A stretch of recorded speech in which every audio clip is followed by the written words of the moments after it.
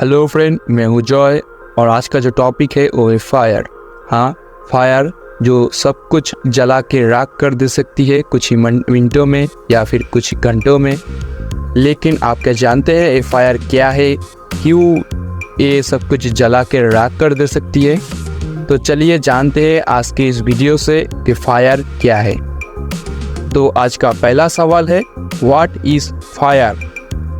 तो फायर एक rapid oxidation reaction है।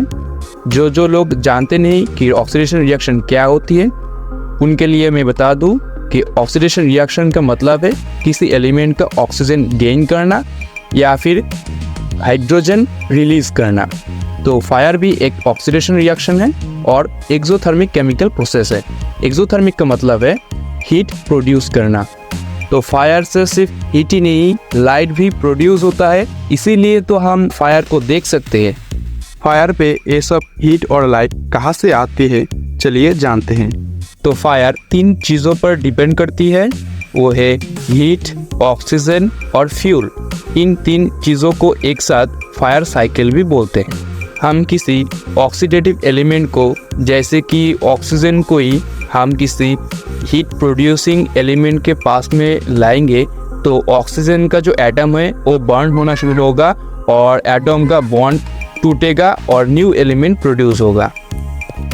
लेकिन इससे हमें क्या, कोई बर्न होगा, कुछ रिलीज होगा, इससे हमें क्या मतलब? भाई यही फायर का मेन रीज़न है। जो एक केमिकल रिएक्शन में जो साइड प्रोडक्ट प्रोड्यूस होती है वही हम फायर के रूप में देखते हैं। तो चलिए आप देखते हैं फायर गर्म क्यों है।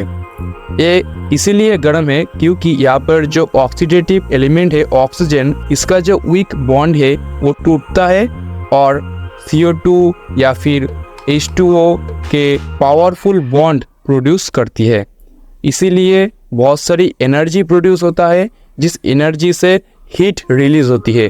तो फायर एक चेन रिएक्शन है जहाँ पर फायर खुद का ज़रूरत का हीट खुद ही प्रोड्यूस करता है और सब कुछ जला के राख कर दे सकती है। तो आइए अब जानते हैं फायर की फ्लेम के बारे में। फायर के जो फ्लेम है ये फायर की हीट के वजह से ही तैयार होती है। फायर के जो हीट है ये हमारी एटमॉस्फेयर का जो अदर एलिमेंट है, जैसे कि नाइट्रोजन, कार्बन डाइऑक्साइड, इस एलिमेंट को, इस गैसेस को आयोनिक फॉर्म में कन्वर्ट करती है। ये जो गैसेस का आयोनिक फॉर्म है ये प्लाज्मा का रूप लेती है और इस प्लाज्मा को ही हम फ्लेम के रूप में देखते हैं। आग का फ्लेम का कलर वो फ्यूल का सब्सटेंस के ऊपर डिपेंड करती है। फ्लेम में सोट नामक एक पदार्थ मिलती है जो ऊट का बर्न होने से प्रोड्यूस होती है। ये आग का रेड और ऑरेंज कलर के लिए जिम्मेदार है।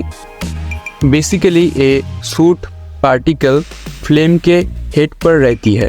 तो आग का जो फ्लेम है वो डिपेंड करती है अर्थ की ग्रेविटेशनल फोर्स के ऊपर। अर्थ की ग्रेविटेशनल फोर्स के वजह से फ्लेम में एक कन्वेक्शन करंट प्रोड्यूस होती है, इसीलिए आग फैलती है। लेकिन अगर हम इस फायर को स्पेस में ले जाएंगे तो ये आग फैलेगी नहीं, क्योंकि इसमें कन्वेक्शन जो करंट प्रोड्यूस नहीं होगा। इसीलिए रॉकेट की आग स्पेस पे जाकर फैलती नहीं है। आपको बता दूं, रॉकेट की जो आग है ये हाइड्रोजन, लिक्विड हाइड्रोजन और ऑक्सीजन की वजह से ही जलती है, क्योंकि स्पेस में हवा नहीं है, इसलिए वहाँ पर आग जलाना मुश्किल है। और एक छोटी इन्फॉर्मेशन, कैंडल की फ्लेम का जो टेम्परेचर है वो 1000 डिग्री सेंटीग्रेड और 1800 डिग्री फ़ारेनहाइट का होती है। तो आज का वीडियो यहीं पर ख़त्म होती है। मिलते हैं नेक्स्ट वीडियो पर।